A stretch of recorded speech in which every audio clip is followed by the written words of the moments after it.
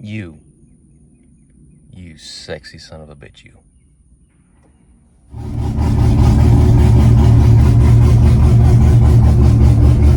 Oh, baby. Yes. It's the little things that mean so much. That's what she always tells me. Okay, what's up and welcome back. This is not the car you're looking for. Actually, it is. Let's see if you can poke it out there. Out yonder. That guy hiding right there. Yep, I wanted to fill everybody in on what's been going on. It's been a couple months since I updated, and there's a good reason for that. You're actually looking at it right now. So if you go back to when I first put the kit on, really from the first time I started the car, been having this kind of a weird issue where I had a crazy left-right air fuel imbalance, and I'm not talking about in the order of 1, 2, 3%. It's kind of normal. I'm talking 10, 12 plus % difference left to right, and that's just really odd. I even went as far as to add about 5% universally to one of the banks. And I mean, in driving the car around, surprisingly, looking at it now, it drove remarkably well considering what was actually happening. And I still had a pretty good imbalance. They fell within 5, 6, 7% at times, and it's kind of one of those deals where everything in my gut told me this isn't quite right. It's you get that feeling in the pit of your stomach, and Uncle Lenny's looking at you the wrong way, and just that's kind of how I was. But I was convincing myself that it was okay, even though it absolutely wasn't. So what ended up happening is I got the car on the road. We've been doing some road tuning with it, and it's been driving pretty well. Again, all things considered, I actually drove halfway decently. When we got into some wide open throttle stuff, that's when the pants fell off. What would happen is I ended up aiming basically for the leaner of the two banks, and I would just kind of tune off of that guy, figuring, well, if the other one's a little rich, we can work on that. It did okay for about the first couple thousand RPM, up to about 4,000 or 5,000. It was okay. There was a difference of about 5, 6%, 7% maybe. But again, I just aimed for the leaner of the two, and all was well. Up and over about 5,500 or so RPM. Bank one, which is the driver's side, would just absolutely fall off a cliff, completely rich, to the point where mechanically the car, it shouldn't be running. I mean, it should be coughing and spitting and farting and doing all that kind of stuff, and it just didn't make sense. It wasn't doing that. Even went as far as to pull some plugs, and they looked fine. So at that point, I pretty much conceded there was definitely something wrong here. There's an issue. I can't trust the data, and we need to go from there. Now, back in the beginning when this all started, obviously I did the normal stuff. I checked the header gaskets, make sure they weren't leaking, or the headers themselves weren't leaking. Rather, the O2 placement was good, and make sure they were seated correctly, they were tight, and I didn't have anywhere else where I could have air leaks, and everything checked out right. And what kept bugging me was the fact that the only thing I did to change the car was install the system itself, the EFI, or excuse me, the ProEFI. So it's not like I did some mechanical changes and something else I could possibly point to and say, well, hey, maybe it's got something to do with it. What I did have happening, and I was kind of hoping that this might be to blame, took the mufflers off.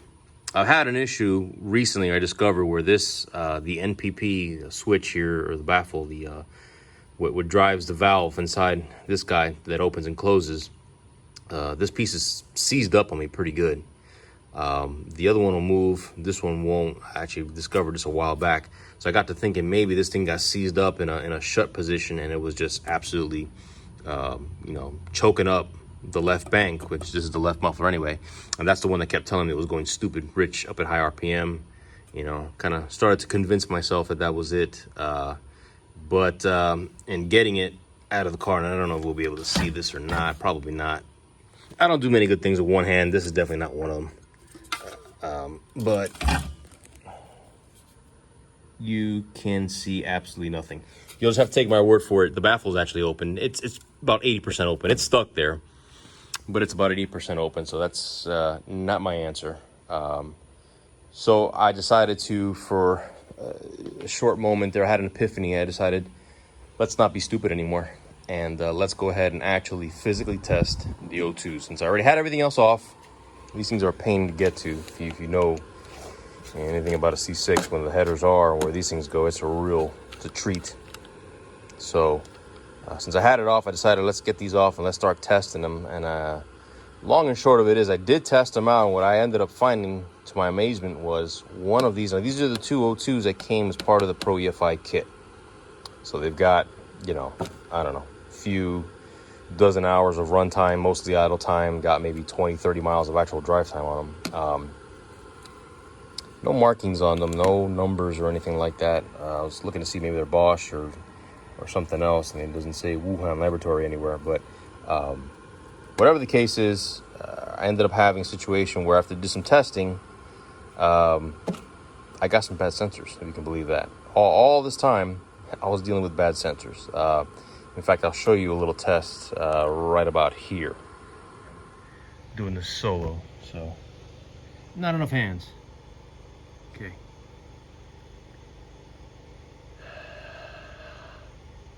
Okay, so you can see the response on the left there. Quick response one way and it comes right back. This is the new one. This is the one, the extra one that I had laying around, the extra Bosch. Again, you see the quick response. That guy up there was absolutely dead. No response at all. This guy, this is the second one. This was on the right-hand bank. I switched connectors around, so don't mind that. But this guy does respond, but it's lazy. You'll notice it takes a long time to come back up to bare air, and it never really gets all the way there. Kind of hangs around 833 or 906. See, it's 769, 833. There you go. It's really, really lazy compared to the other one. So I think. Okay, so you saw that. Saw the end results is, yeah, I had one that was completely dead, and the other one was just really lazy. Thankfully, I had the other two O2s laying around. I actually had a brand new Bosch in the box from when my wife's holy system decided to kill one. It's actually the other car, not this one. And then I had the one that came off of I was using the old innovative wideband spiels before going to ProEFI. So, and they actually use the same LSU 4.9 Bosch. So I plugged in those two, and sure enough, man, they work spot on. And the end result is, as soon as I started it up, I had equal trim left to right. Actually, I had a slightly rich situation, on the right bank, which is the one where I had globally I had added 5%. So I took that out, and just both banks, idle, cruise, whatever, they were within a couple, 2-3% of each other, spot on. So I was really happy with that. For, like I said, the better part of a couple months I fought this, and it's one of those things. If there's a lesson to be learned here, is trust your gut, trust your instincts. Something told me from the get-go this wasn't right. Like I said, nothing mechanically in the car had changed. I didn't change any hard parts anywhere. The only thing I did was install ProEFI, and obviously I used their sensors, and fired the car up, and then I see this, and you start reaching in your head for all kinds of crazy things to try to validate that everything. It's like the meme with the cartoon dog in the middle of a room, the room's on fire, and everything's fine. This is fine. That's kind of what it was like for me. I was convincing myself that everything was fine, when all the while I knew that it really wasn't, and that's what ended. I should have done this a month ago. I should have done this a long time ago. It would have saved me a lot of time and headaches. Could have been on the road and testing this thing. With the new O2s on there, the car drives completely different. I mean, it just drives wonderful. It drives absolutely like a stock car. It feels great. Low RPM, no stumbling, tipping into it or anything like that. It feels really good. So I'll just need to get a little bit more drive time on there. Sort out the VE tables, which is pretty easy when you have the wifey driving, and I get to ride shotgun with a helmet on and dial it in. It works pretty well. We'll get some wide open throttle stuff done. which again should only take a couple hits to get that done. And at that point, we'll look forward to getting this thing over to a dyno and getting some numbers on it. I have reached out to a professional outfit there that does ProEFI as well, and I'm going to I want to pay to have somebody with experience and in these systems go ahead and tune it, regardless of, if nothing else, they'll just validate how much of an idiot I probably am. But I'll feel better having somebody else look at it and go through it with their own magic fingers. And but yeah, that's about it, man. It's almost ready to go. Hoping here by the end of this week I would have gotten some more drive time, get some wide open stuff, so I can at least get out there and play around with the car a little bit. And that's it. The next big step is going to be to wire in the nitrous system into the ProEFI, which I'll show that. I'll show kind of how we use the auxiliary input-output to do that, and how it controls the nitrous. We'll get into some traction control stuff, which is going to be coming up soon. That's really that's something I'm really excited about, to see how their traction control works out. And that is about it. So I guess we'll look forward to wrapping it up, and maybe I'll throw in some bonus footage of this dud.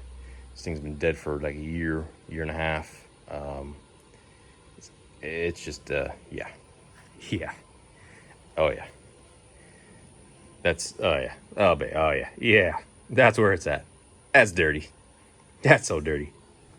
Yeah. Oh yeah. Actually, it's coming along pretty well.